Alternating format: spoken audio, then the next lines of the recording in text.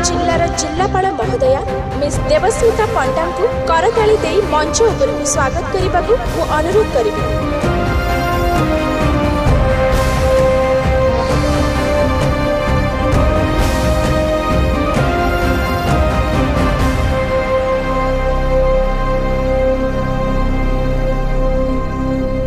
जीवन में सफल हवा को हेले अनेक स्वप्न देखा पड़े। आ स्वप्न देखा एते बड़ कथा नुह, किंतु ताकू सफल करवा होची सबुठ बड़ कथा। स्वप्न को पूरा करने को हेले अनेक त्याग आ बलिदान देवा को पड़े। दरकार पड़िले निज प्रेम को भी छाड़वा को पड़े।